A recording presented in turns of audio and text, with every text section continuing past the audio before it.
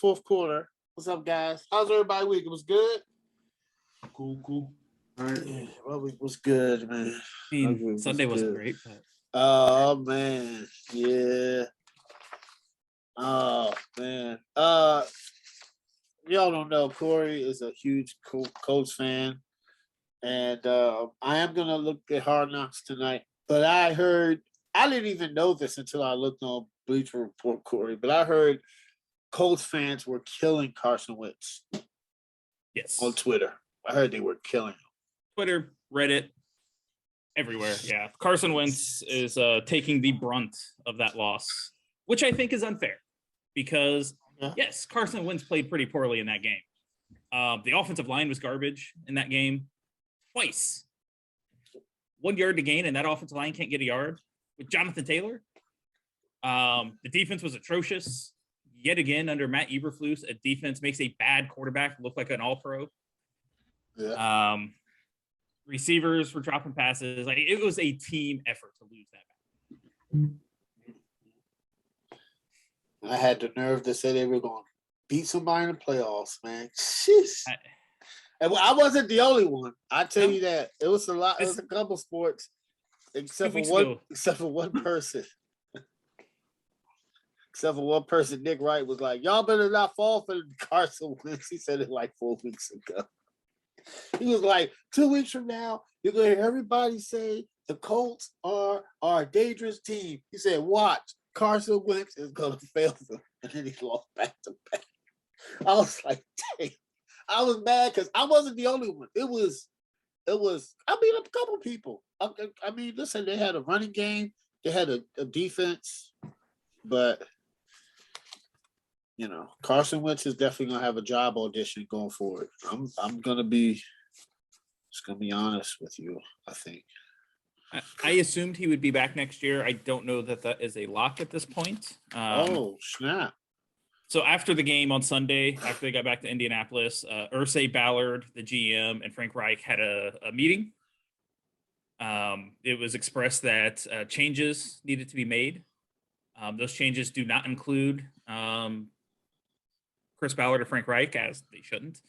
In his post-game or end-of-season press conference, Frank Reich was asked if Carson Wentz would be his starter next year.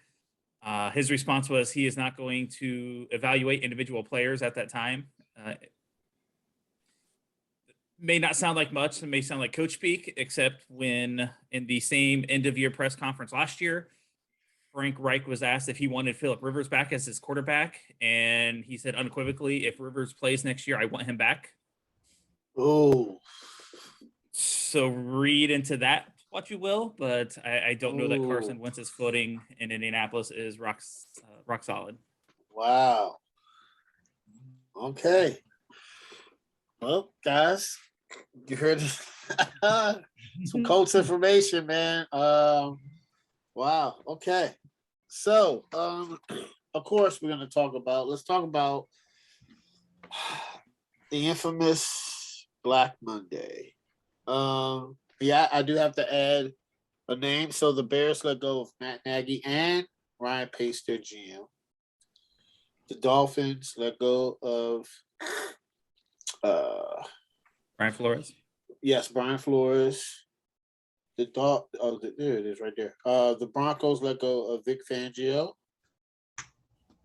And the Giants GM, David Gettleman, retired.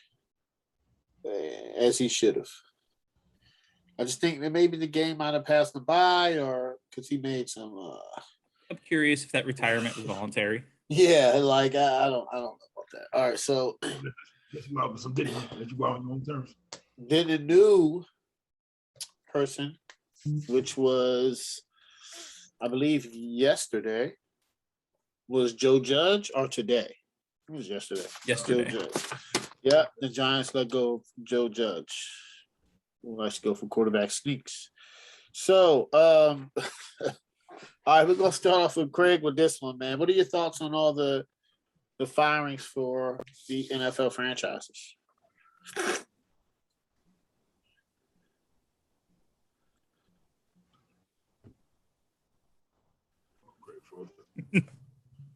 Craig? You ask me? Yeah. Oh, hold on, my internet jacked up. That's all good. All right, hopefully it's stable. I don't know. My bad. What was the question? I'm sorry. Yo, The infamous Black Monday. What are your thoughts about all the firings and the retirements and? Well, obviously, I think I think all of them were pretty warranted, except for the Brian Flores one. I think what he did this year after turning the team around from 1-7 to finish 8-9, he went 8 out of 9 games in the season. Like I thought that was a big performance and a sticking point for him to stay. But I guess there was some rift between him and upper management or the GM or whoever it was that they were having some back and forth. They didn't get along. So I think he should be. I think he'll probably be one of the first ones hired whenever that time comes. As far as the rest of them, like Zimmer, I thought Zimmer might have had a chance to stay just because the team was competitive in pretty much every game except for one, and that was the Green Bay game a few weeks ago. Other than that, the games that they weren't like that was more than one possession was the 2 games that they won. So I thought maybe he would stick around, but he's had that pattern of going to the playoffs and not every single alternating year. So I'm not really surprised, but at the same time, I thought they might stick him around for a little bit. A few weeks ago, I said Joe Judge should stay. I don't really care if he stays or not, but I thought he should stay. I don't care. But I guess I thought he. And the thing about it is that I still think that he was going to stay if he didn't come out and make those crazy comments that he made a few weeks ago about Washington and whatever other teams or something like that. And then he does quarterback sneaks on 3rd and 9, like you're not even trying to win the game. So I don't think that helped his cause. I don't think Aaron Rodgers calling him out helped his cause, even though maybe the ownership don't look at Aaron Rodgers or listen to that, but Aaron Rodgers pretty much called him out for running the ball on 3rd and 9, quarterback sneaking it. But I mean, you have to look at ownership too, like the owners of that team, Mara and Tish, like they have to take ownership and responsibility of hiring these guys that are really not known football guys. I guess Joe Judge, I guess he's a disciple of Belichick, but they haven't really been successful at all. You look at the history of them, like you keep hiring this guy and these guys, and it's not working out. So, the rest of these guys, I could understand a little bit. Definitely been on the hot seat. Fangio maybe could have stayed a little bit longer. He has terrible quarterbacks. Like I don't understand what you want him to do with. And his roster pretty much been banged up all season. His wide receivers been hurt. His quarterbacks are terrible. So he's got kind of dealt a bad hand the last couple of years he's been there because he's pretty much had to deal with Drew Lock, and then this year he had Teddy Bridgewater, who's not much better. So it's kind of warranted some of these firings, but some of them I do have questions about. But I'm kind of mad Rule's not in this.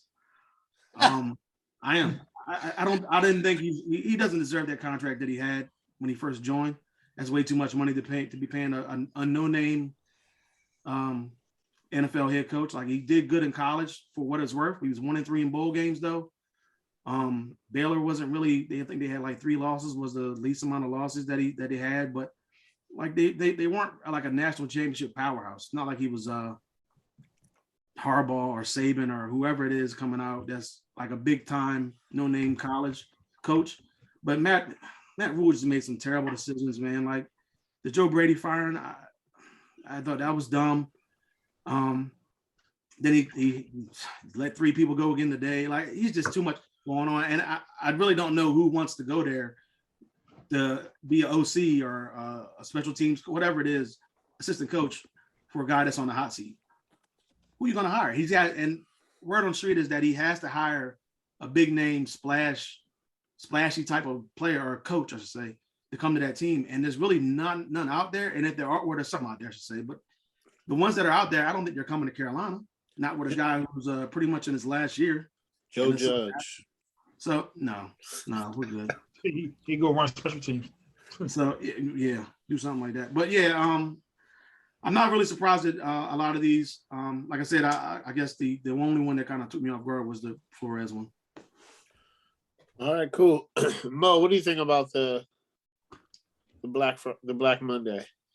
Not surprising. Not surprising outside of the Miami firing. Just not surprising at all. My question and one of the first questions I would ask if I'm interviewing for the Miami job is, what are our true expectations here? Because if you really look at it, no disrespect to Miami, but here it is, you won 19 games in 2 years. You won 19 games over 2 years, and their roster is not cash cow like that. Their roster might be the third best roster in their own division as far as the total roster from top to bottom. And this man's won 19 games. Here is 85. Ain't like he got goons, Pro Bowl studs, or something like that. Like he went in 19 games. You know, outside of Xavier Howard and Waddle with the season he just put up, what are your Pro Bowl caliber players you have on this roster that you really, to really come out here that you can say it's accountable for them to win 19 games in 2 years? So that firing just kind of threw me off there. Other than that, all the rest of them were pretty much on board. Y'all know for a while I was speaking that Mike Zimmer one. I was saying that was going to happen. I'm sorry, I hate to see him let go, but I'm gonna tell you this though. That's who. If I'm Minnesota right now, that's the first call I'm making. Is Brian Flores. I know I would. That's me. I would. Because think about it. You don't know what Aaron Rodgers is about to do. Mm-hmm. Here's a coach that's known for getting men to play hard for him and rise above. And if Aaron Rodgers leaves, that division's for the taking. And I think Minnesota is in a prime position. You have a Pro Bowler at quarterback, running back, and receiver. All you need to do is fix their defense. But none of them are surprising at all. A couple might come. I wouldn't be shocked. Y'all know the rumors. I wouldn't be shocked. I don't think he's gonna be fired, but it's definitely gonna be some talks. If Dallas was to get knocked out in the first round after Jerry Jones came out and said definitely on radio and said definitely Super Bowl or bust. If he gets put out first round, I think you hear some rumblings. I don't think he'll do it, but I definitely think it'll be some huge rumblings. All right, Corey, thoughts on Black Monday? Say the Bears cleaning house seemed pretty inevitable to me. I called that at the start of the year when we talked about coaches on the hot seat. It seemed like an inevitability at this point. The Zimmer decision didn't surprise me after they missed the playoffs as well. I will say GM getting fired there did come as a bit of a surprise. I thought Spielman might stick around, but what, Minnesota? Yeah, but they cleaned house completely as well. I'm surprised it took an extra day or two for the Giants to completely clean house. I don't know what they were thinking keeping Judge. As we talked a few weeks ago, there was nothing redeeming about that football team in year two under his leadership that gave any reason to think that he was going to magically turn things around in a third year. I'm with you guys. Fangio wasn't a huge surprise, but I'm not sure he ever really got a fair shake in Denver just because they never got him a quarterback he could win with. As we talked last week, his words after that game were the words of a man that knew he was about to get fired when he basically called out the reason they weren't winning was because of the quarterback situation. I will say it surprises me that Denver has defensive coaches on their short list, though, because if you want a defensive head coach, then why don't you just keep Vic Fangio? Because there's not many better defensive minds in the NFL than his. Yeah. And it sounded like, the players liked them and everything. So I don't quite get. And like everyone else, I was surprised with Flores at first, but now I think it might make a little sense. I've seen some reports where there was a report that Flores and Tua blew up on each other and got into a fight in the locker room at like halftime of a game. I've seen reports of offensive player reactions to the firing and them being very happy that he got fired. So if there's any element of Flores potentially losing the locker room, even if it was just with the offensive guys and skill position guys, you start having dissension like that. And there was also talk of him and the GM not seeing eye to eye, which honestly, from Flores' perspective, I completely understand because the continuous flirtation with Deshaun Watson was doing his team no favors and making his job that much harder. So I could understand some hostility between those two. But if Flores didn't quite get along with the whole locker room and there were some guys starting to get a little weary of him, then the move does kind of make some sense. I wouldn't be surprised if we hear, a few more stories start trickling out for the Dolphins trying to defend their decision, just not outright, but, leaking it to the press.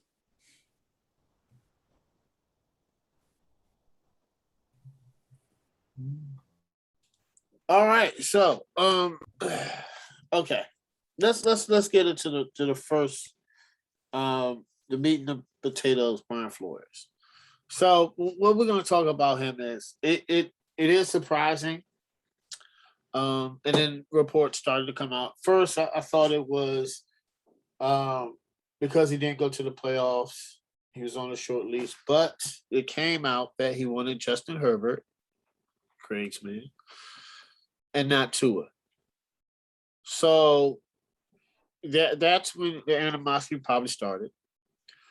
He wanted Watson, not Tua. And when you have a young quarterback like that, and the GM likes a quarterback like that, then the odds are he has to be let go. Because, I mean, he's a head coach. If you ask for his opinion, he's going to tell you. Now, could I imagine the Dolphins were Justin Herbert? Yeah.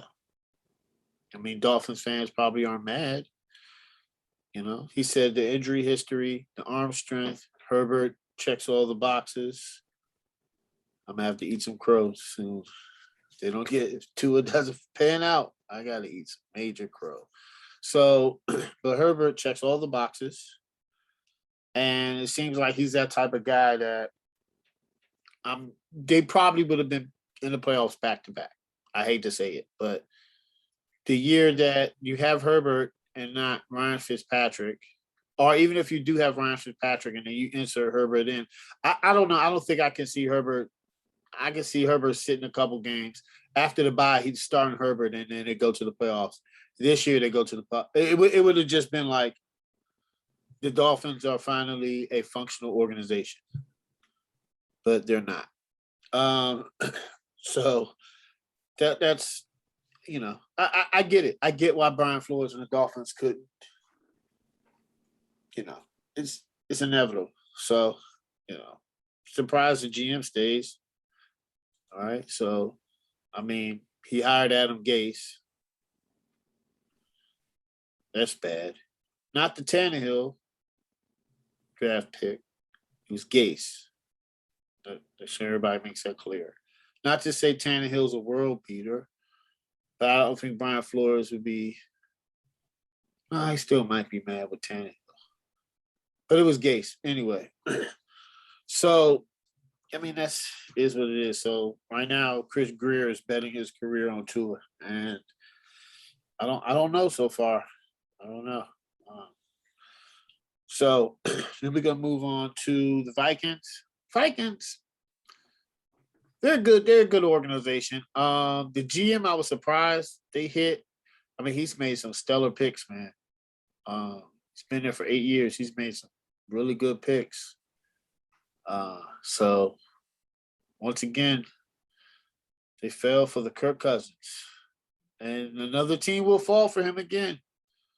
You have to, for Kirk Cousins to win, you have to have like the Saints defense or the Broncos defense, but it's probably the Saints defense, a top tier wide receiver, a top tier running game, and then you might win 2 playoff games, maybe 2. You'll win 1. That's the Kirk Cousins effect. It's all nice and glitter. It's expensive steak until you bite into it. And you're like, man, I could have got this at Texas Roadhouse. But anyway, so that's like Kirk Cousins, man. No, I mean, he has all the numbers. He just it always doesn't equate on the field, right? So I think Zimmer's a good head coach. He's old school. They said that I think Minnesota's trying to move into probably the direction we're going to talk about next. But, I think they'll both be able to get jobs quickly. Don't know about this year, but definitely I think Mike Zimmer and Spielman. So I just think, whoever gets the Minnesota job, Minnesota doesn't seem like they turn over quickly. So they'll give you a good 4 years, 5 years to see what you can do. The Bears, we knew that was going to happen. I mean, listen, man, you messed up with first of all, not listen. You passed on, you traded up, and you got Mitch Trubisky, whose nickname is the Biscuit. Okay, Mr. Biscuit is his nickname. I want everybody to understand that. Over Patrick Mahomes and Deshaun Watson. Now, say Patrick Mahomes isn't the Patrick Mahomes we know now, but we don't know. What if they draft him and he's challenging Aaron Rodgers every year, right? We don't know. We don't know. We know that he's any team that drafted Patrick Mahomes would be good luck. I know Andy Reid does his magic and he has Tyreek Hill and Kelsey, but I still think he's special. I still think he would be a good quarterback on any team in the NFL. I know I would love him. Tell you that much right now. I'm gonna tell you that much right now. And Corey would probably love him too. So Craig would love him in Carolina. So you know what I'm saying? Like that's what it is. What it is. And then they pass with Deshaun Watson. Even though he's going through his legal things right now, that's still a tough thing. So it's. I think the Bears are. They just got to figure some stuff out. But I could see why. And then it was trending down, right? He was winning, and then he started to, bottom out. NFL teams are impatient. They are. That's just they're billionaires. Like, I want to return on my investment quickly. All right, then you have the Broncos. We know that happened. Vic Fangio, listen, he didn't have a quarterback, and sometimes in the NFL, and this happened to Mike Zimmer, if you don't have a good quarterback, you're going to get fired. That's the bottom line, man. Like all those close games the Vikings were in, say they had Derek Carr. Mike Zimmer will still have a job. If Denver had Derek Carr, Vic Fangio will still have a job. So we're getting to the point right now, if you don't have a quality quarterback or a quarterback showing promise that the organization is like, for instance, Chicago, who's like, we drafted Justin Herbert, we want to see him develop. You're going to get fired. That's where we're at now, gentlemen. And 22 teams in the NFL don't have quarterbacks, so good luck. So and the Giants. Listen, man, Giants are a terrible organization. That's flat out. They've had 6 straight losing seasons. Y'all notice, like, every coach they hire, they fire within like a year or 2 years. Well, Joe Judge is only there 2 years, right? He's gone. Yeah, they're about to be on there. If I'm not mistaken, they're about to be on their 4th coach in 7 years. 4th coach in 7 years. Listen to how that sounds. But there's a worse stat for the Giants. I don't know if you guys saw, but at no point in the last 5 seasons have the Giants had a winning record. Yes. Yep. I thought it was 6. That is insane. I thought it was 6. It was 5. Okay. It's still bad. 5 years. Not finish the season with a winning record. Just have a winning record at any point during the year. Yeah. That's bad. It's like they're always losing. And that's a reflection on ownership. Now, we'll talk about what they might do in the offseason, but knowing them, they might hire a young offensive stud, a GM, and try to lure Russell Wilson. That's what I think they're going to do, which sucks for my team because they might win the division. But New York, they have a big market. They can bring the franchise back. They have to draft capital, I think. Yeah, see what Joe sent Joe sent the chart. I didn't look to see where the Giants were at. Let me look at it real quick. They got draft. They got a lot of money not a lot of money to spend, but a lot of draft capital. But you know how the NFL works, man. They can make something with the cap. They'll be able to teams to figure stuff out with the cap. But they could, you know. So we'll see about the Giants. We gotta cover them all. Yep. So all right. Hey, what let me ask you a question. Well, yeah. What you think is, or what y'all think is the most best spot, I guess, for a new head coach to go to? Ooh.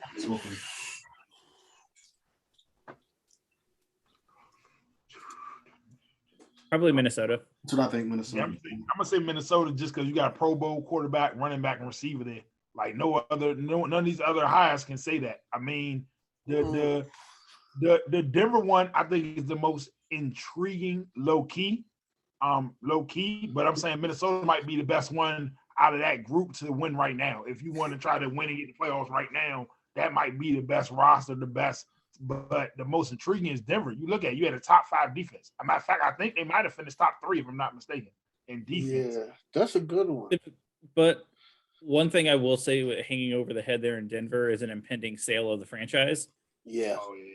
So depending on who ends up with ownership of the team, you know, that could also have an impact on how much you would want to be there, because it could impact your job security. Yeah, because I think Peyton is pushing his hand in. Both Peyton and Elway are expected to be on separate bids. Ooh, that's interesting. That's interesting. So, I don't know, man. That's gonna be interesting. Me, probably Minnesota, and I would probably say, we'll see.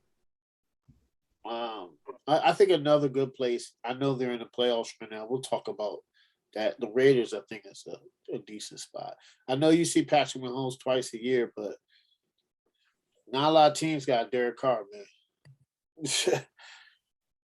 Not a lot of teams got Derek Carr, and we don't know who's going to be in Denver. That's another thing, you know. They're interviewing Packers quarterback coaches. Seems like they're trying to send a message. That's a message. If they hire the Packers quarterback coach as their head coach, that should be a sign to everybody that somebody might be making his way towards Denver. I'm just saying. So all right. Mo, actually, Colin Cowherd, he made this observation. I'm gonna probably say, I'm gonna say about a week ago, where he was saying that most teams in the playoffs are offensive-minded coaches. And then you have the Raiders interim coaches of special teams. And then you have, I think, 3 defensive minders, because you got Sean McDermott, Bill Belichick, Tomlin, and Mike Vrabel. So that's 4, right? So the AFC is defensive. Right. Do you see the NFL trending away from defensive-minded head coaches, and why? I do. I mean, just look at the trend. Look at the trend of hires. It's just shown that. I think at least over a third of the league, or if not more, of the head coaches are offensive-minded guys. But one adjustment, I guess caveat I would say about a lot of these offensive-minded coaches during the playoffs, they have strong D coordinators who were former head coaches, who bring that experience to the table as well, like a Todd Bowles, like a D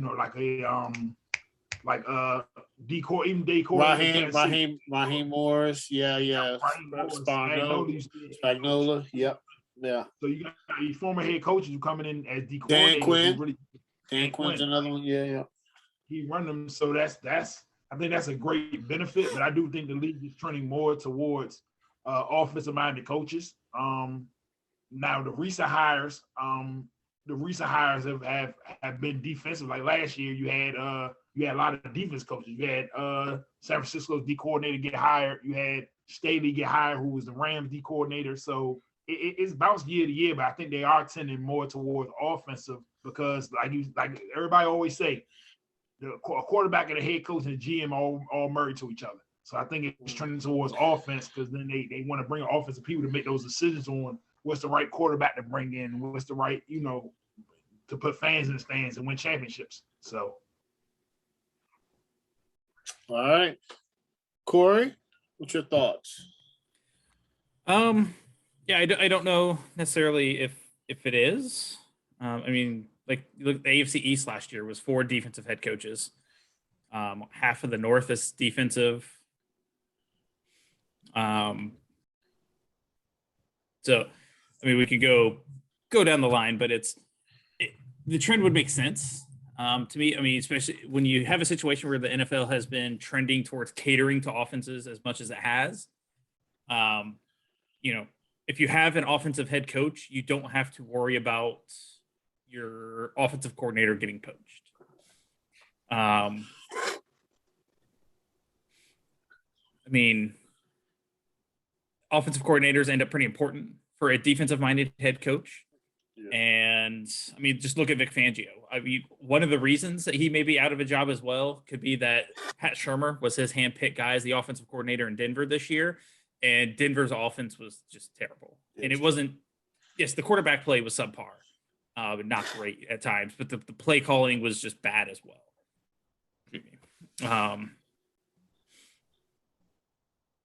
But I feel like that trend could also be a product of so many teams looking for quarterbacks. Because a driving force for hiring an offensive head coach is to pair them with a rookie or young quarterback to help develop that quarterback.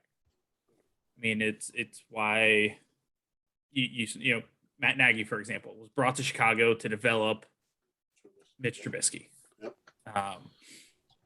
And a lot of the times, the teams firing their head coaches are the ones that need quarterbacks. So it wouldn't surprise me to be a trend. I haven't looked at all the hirings and everything to see if it really is one, but the logic behind it at least makes sense to me. Yeah, Craig, your thoughts? Yeah, I think that this is something that's trending that way. I mean, I was looking at the study that I found, and it says in 2015 they did a study from 2015 to 2020. So, 2015 there were 17 defensive-minded head coaches, and that number dropped from 2020 to 11. But just looking at the study, it says that 4 of those 6 years between 2015 and 2020, that the defensive head coaches had a better overall record than the offensive head coaches. Okay. Obviously, there's less head coaches, but for defense, but their record is better. But but at the same time, you have to look at the rules that are more offensive oriented. There's a bunch of good quarterbacks coming out of college that a lot of owners want to have on their team, so they want to hire a good offensive mind to build them up, give them confidence, things like that. And you also look at Sean McVay. People want to find that next Sean McVay guy, and then guys like Zach Taylor, who got a good quarterback, and then look at him in his second season. Basically, he's has a playoff team. Cliff Kingsbury is another one who took him a little bit longer, but they finally had a chance to go last year, and then this year they actually go to the playoffs, even though they kind of like tailed off towards the end. But still in there. So looking at those two, not young, but those two guys that are offensive-minded coordinators or offensive-minded head coaches, I do think that this is leaning that way. I don't know if it's.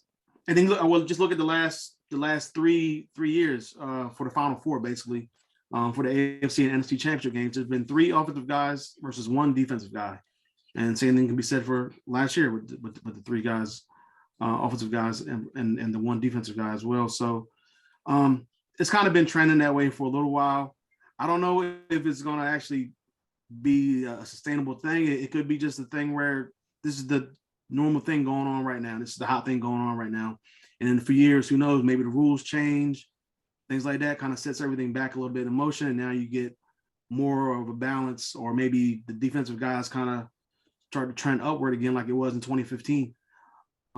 It just happens, I think, in all sports. Like in NBA, you see that people are going towards the 3-point shot now and things like that. So you just got to roll with the changes, and I think a lot of guys, a lot of owners, they want to find that new hot offensive guy, and it's more flashy that way.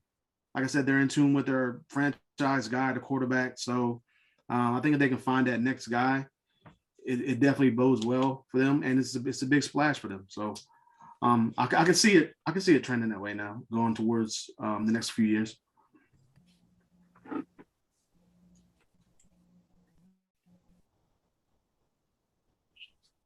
Yeah, so when he said it, I was like, I started thinking like, okay, I get it. And then, I listened to other NFL podcasts, right? I listen to I'm an Athlete just because I like the football players' insight of the game. For like, I like listening to like Chad Johnson. I like hearing and Brandon Marshall. And I just listened to one recently that had Fred Taylor, Shannon Crowder, and Ryan Clark. And they had Chad Johnson on there. It's pretty cool. It's called A Pivot. It's cool. I listen to all types. I listen to JJ Redick's one. I listen to, which is good, the Old Man of Three. I listen to Gilbert. I just like, because it's a different perspective from an NFL or NBA player when they talk about the game of football and you hear locker room stories from the players. It's just a different experience. So I was listening to The Pivot, and it was interesting where they said, and this is so funny. So as soon as Colin Cowherd said this, I watched this podcast and they said the exact same thing. They said that the NFL, because of the rules changes, the viewership has gone up because they're scoring more points. Y'all, now, I know I'm not this old, but I know you remember this. Fred Taylor was like, do you remember when if a team gets 28 points, that was considered a blowout? I remember that. Like, dang, this team is winning 17-0. There's no way the other team's going to come back because it was more defensive. Players were getting hit, right? Like, you couldn't go across the middle. You couldn't go across the middle in the early 2000s. You were getting obliterated, right? So once these new rules changes, the games are high scoring. Now you're seeing, listen to what we do, who you got. Our game average is like, 28-34. And we don't even think that's a blowout. But back in 10 years ago, 35 points was a complete destruction of a team. Nowadays, like, they could have come back. Now we look at a blowout as 45 or 50 points. So I think the NFL is trending towards the offensive side of the ball, and they're making money. Tom Brady has even commented. He was like, man, I might be able to play to 50. He doesn't get touched. We're going to see receivers and quarterbacks shatter records because they're not getting the game caters to them, and I think it's going to continue to cater to them because it's a lot of money. Today, they said the NFL just came out. They were leading a lot of the statistics and ratings. They're going to keep doing it. It's not going anywhere. It's exciting. So they want these young quarterbacks, Kyler Murray's, the Justin Herberts. I don't know when he's going to play again, man. I love him, man. I want to see him back on the field. He just has to handle some personal stuff, So, but like, I love Justin Herbert, Josh Allen, Lamar. Like it's electrifying quarterbacks. So that's why I think that it's going to keep trending. But you are going to get some. I think Corey's right. We got to have, if you hire a defensive guy like Brian Flores. Now, Brian Flores is his next stop. He has to do this one thing now. He cannot have two offensive coordinators. He can't be firing his offensive coordinators. He has to get a really good one, and he has to stick to it because that's going to get him fired in his next stop. Because if you're a defensive coach, you got to have a strong offensive mind. Like Bills, Brian DeBall, he's probably going to get a head coaching job this year. So, like, if you're a defensive minded coach, you have to have a strong offensive minded coach. Just like the Chargers, Brandon Staley is another topic. We'll talk about him anyway. But that's all. I just think it's gonna, I think you're right. I think it's gonna start trending more offense. And if they do hire a defense coach, it's gonna be a younger. It's not gonna be the Pete Carrolls and the Belichicks. So if you're an old defensive coordinator, I don't think Vic Fangio is gonna get another job opportunity. I don't know. Head coaching, probably not. No, probably not. Not at his age. No. Mike Zimmer, I don't know. It depends on how the NFL, it depends on the team and ownership. They said he was kind of brash and abrasive. I don't know if the younger generation kind of likes that. So, I mean, we'll see. I like Mike Zimmer, but I don't know. So, all right. Corey, playoffs. They start Saturday. Actually, this is the first time in history there will be a playoff on Monday night. It's very interesting with that. I don't know how. I wish they did. I think they're only doing one game on Saturday, right? No, it's 2 on Saturday. No, it's 2 on Saturday, 3 on Sunday. No, yeah, 2 on Saturday, and then 1 at 1 p.m., 1 at 4 p.m., and then a Sunday night, right? And then a Monday night. I don't like it. They clean it up. Not either. That Monday night's throwing me off, but they clean it up. All right. You just talked about it. Too old. I'm not going to be awake for that Monday night game. I don't like it, man. It's We started at like 6:00. What, the Monday night game? Yeah. It starts at 6? No, it should. It Probably doesn't start till like 8:30. 8:30. It's about 8:39. Yeah. It's gonna be late. I might not either. But all right. So Corey, let's pick. We're gonna pick all the winners up to your Super Bowl pick, and then give your Super Bowl pick. But then weeks ahead. Just I may have misunderstood the homework then. Oh, what you pick? I picked the conference winners. I didn't go. Oh, we could do that. We could do. I just did a quick game by game. We could do conference, so we could do who represents in a Super Bowl. Yeah, because NFC, I found it hard to pick anybody but Green Bay. Yeah. Packers are getting Zadarius Smith back to practice this week.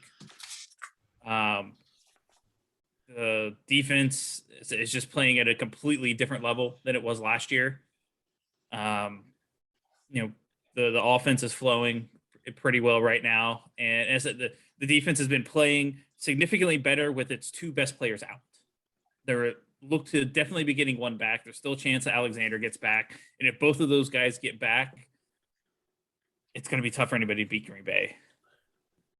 Especially with Tampa's defense is what carried them last year. And their defense isn't quite playing at that level this year. So it just, I can't pick against Green Bay right now. Kansas City is my AFC pick. Just, I know, I would say chalk, but they're a 2 seed. But I think maybe Buffalo has a chance to get them, because the last month or so, Josh Allen is back to playing at that level. But it's one of those things that I'm going to pick them until they lose, I guess. I from what I've seen the last 2 months out of the Chiefs, I don't know who's going to take them in the AFC. Yeah. I did real quick. I know it's boring, but I did real quick ones. Really quick. I have the AFC, the Chiefs, and the NFC, the Packers. But I did game by game, but it's real quick, right? I got the Bengals beating the Raiders, Chiefs beating the Steelers, Bills beating the Patriots, Rams beating the Cardinals, Bucks beating the Eagles, 49ers beating the Cowboys. Then you got Bengals versus Titans, Bills versus Chiefs. I got the Chiefs beating the Bills. This is a hard one. Do it. Because Do it. I'm not doing it. I just trust. I think it's gonna be the Titans. I just think it's gonna be the Titans. Okay. I think they're gonna bully them. Then I have 40. I was close though. I was real close. I think Jeffrey Simmons is gonna wreck them. And Joe Burrow, they don't get protections. He's gonna be beat up by that. He is, man. His knee's already hurting. I don't know. So then I got 49ers and Packers, Rams and Bucks. I got the Rams beating the Bucks. I got the Packers beating the 49ers. And I got Rams, Packers, and Rams can't beat Green Bay at home. So then I got Chiefs versus Packers in the Super Bowl, like 99% of America has. I don't know. I just feel like this is maybe, right? Maybe the Bucks. If people don't have the Chiefs and the Packers, they have the Chiefs and the Bucks. That's from what I've seen. Craig. I mean, the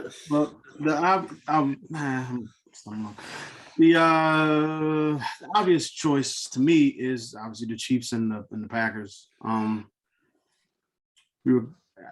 think when we did before the season started, we did like what's the most desirable matchup or whatever matchup that you want to see. My number one was the Chiefs and the Packers because I thought we were going to see Aaron Rodgers versus that'd be Patrick awesome. Mahomes. Yeah, but unfortunately, we didn't get to see that. So since we were robbed of that game, I don't know what week that was, but I think it's only right that we should end up with these same two teams playing again and just where everything. Yeah. But if I mean, obviously it's those two teams. The Chiefs aren't playing well, so I'm not really confident in them. And I know the Packers are playing at home, but it's like some team somehow makes it somehow every year, or there's like a game that I don't foresee, and then it happens where some team gets beat that shouldn't get beat, or I don't think get beat, or whatever it is that's favored. So I mean, if I weren't picking the Packers and the Chiefs, I probably would go with the Bills and let's go Bills and Cowboys. I don't care. Yeah. I would never hear the end of the Cowboys fans. I would never hear the end of it. I don't really trust Matt Stafford at all. He's done way too many turnovers or way too many interceptions in the last like 4 games. Tampa Bay, I can't really bet against Brady, but I mean, there's a lot of injuries. I don't know who's going to be there. I like to see who's going to be on that roster, I guess. Even going to this Eagles game, I like to see who's going to be on that roster, who's healthy. I don't think Fournette's been activated yet. So, and then on the other side, like, I don't trust the Patriots. The Raiders and the Bengals, neither quarterback has been there. Roethlisberger is hurt. Like, he's not really 100%. And even if he is, he's not playing well. And then you got the Titans, who I don't like the quarterback at all. But if they get Derrick Henry back, that'll be a definite boost for them. So it pretty much just comes down to me, the Chiefs and the Bills again. As for quarterbacks that I actually trust and teams that I actually trust, those are the two. And then, like I said, on the other side, it's pretty much the Bucks and the Packers. Although I could just to have Dallas make it somehow, possibly. It'll just, at least if Dallas makes it, it'll be good for the network, I guess, ratings wise. So, but yeah, it's hard to really pick against the Chiefs and the Packers. Plus, like I said, I want to see that matchup again, the State Farm Bowl. Yeah, State Farm Bowl. You heard it here first. Craig named it. You can have Jake do the coin toss. All right, Mo. Man, so I want to go against one of the, I guess, top picks or the favorite picks, and I said, which one can I go against? And I know it's going to shock some people. What I'm about to say, I'm gonna go against Kansas City, and I'm gonna say this. I truly think it's going to be brought up, but I truly think Rodgers is going to be motivated by, you're great, but that's going to be a real blow to the legacy. 3 straight losses in the NFC Championship game, and 2 of them being at home. Like, I think that's a tough blow to legacy there. And let's be honest here. I don't see either Arizona nor the Rams going to Green Bay and beating them. Let's go ahead and put this out there in the universe. So we might as well say Green Bay in the NFC Championship game. With that being said, I think they're gonna face Dallas in the NFC Championship game. I think Dallas is gonna get Green Bay, and I think they're gonna get Tampa. I just think them losses.